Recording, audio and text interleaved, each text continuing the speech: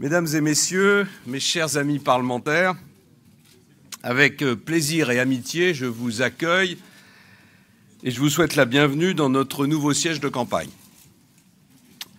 Pendant 4 mois, on va vivre ensemble. Et on va vivre des jours importants pour notre pays.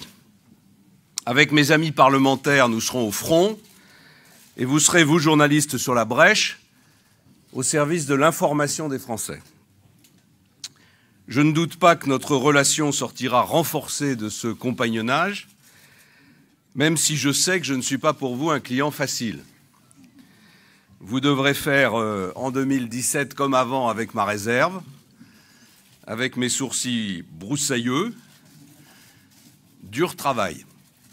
L'actualité est frénétique, les événements du matin chassent les éditos du soir, l'imprévisible est votre lot, même les primaires de la droite et du centre n'ont pas été prédictibles. 2017 va donc réclamer beaucoup de lucidité de notre part à tous. Les leçons de la primaire doivent être méditées. Méfiez-vous des scénarios écrits d'avance.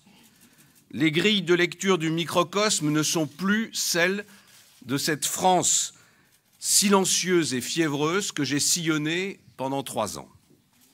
Bienvenue dans l'insondable et dans les entrailles d'un pays à cran qui cherche des solutions à ces difficultés.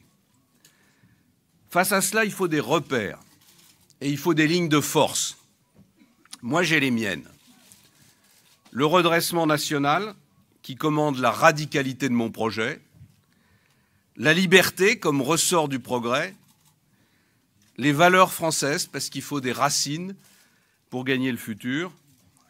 Et puis j'ai la conviction que la France et la civilisation européenne traversent une période décisive. La mondialisation heureuse est en miettes, le multilatéralisme est en sursis face au retour des rapports de force et de la guerre. Dans ce contexte, je veux qu'en 2017, nous commencions à nous donner les moyens de la puissance française pour rester maîtres de notre destin, d'abord chez nous, ensuite en Europe et sur la scène internationale. La puissance exige plus de productivité et d'investissement pour aller chercher la croissance. La puissance exige plus de liberté pour le travail et pour l'innovation. Elle exige plus de sérieux budgétaire pour être indépendant des marchés. Elle exige plus d'autorité pour restaurer la confiance, plus de grandeur et plus d'efficacité sur la scène internationale. L'élection de 2017 doit donc être le point de départ d'un peuple qui repart à l'offensive. Alors évidemment, nous partons de loin. Ce quinquennat médiocre nous a affaiblis, alors même que les planètes étaient alignées, l'euro moins fort, le prix de l'énergie plus faible, les taux d'intérêt très bas. L'occasion d'accélérer a été gâchée. François Hollande et ses camarades socialistes n'ont aucune leçon à donner à l'opposition.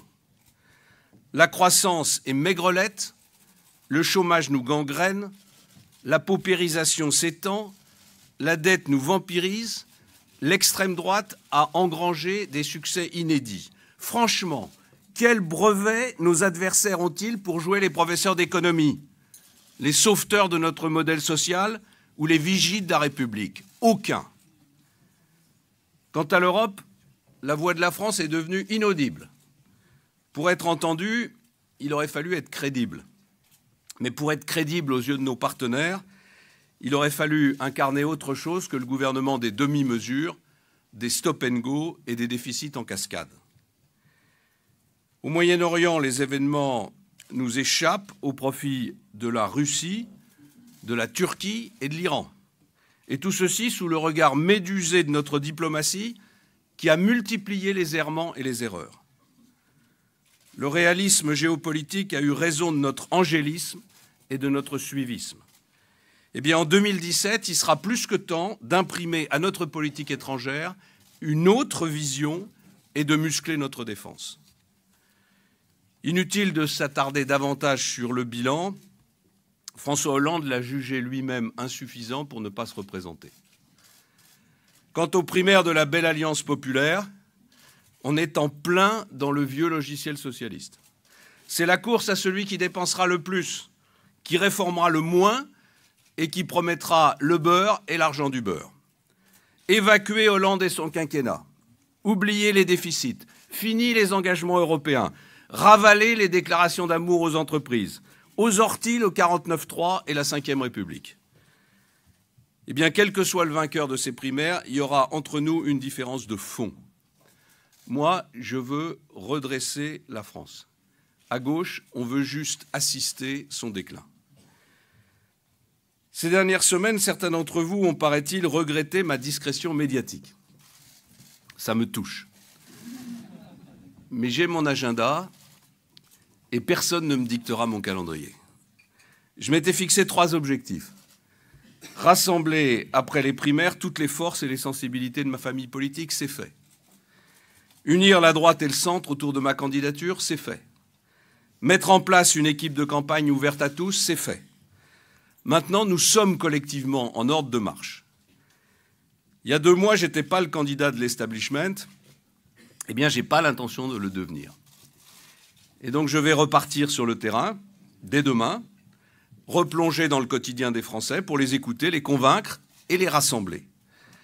Je veux leur faire partager ma volonté d'action, pas la solder en affadissant mes convictions. La démocratie, ce n'est pas un programme pour les primaires, un autre pour les présidentielles et pourquoi pas un 3e pour les législatives. Je me bats pour redresser notre pays. Et mon but, c'est de mobiliser les citoyens, pas de ruser avec eux.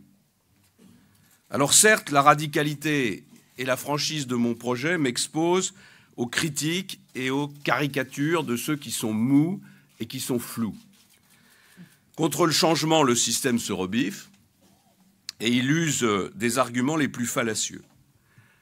Rien d'anormal, si ce n'est que le débat est très bas. Et que c'est d'une certaine façon votre rôle aussi de le relever. Contre le redressement national, mes adversaires ont rédigé leur tract.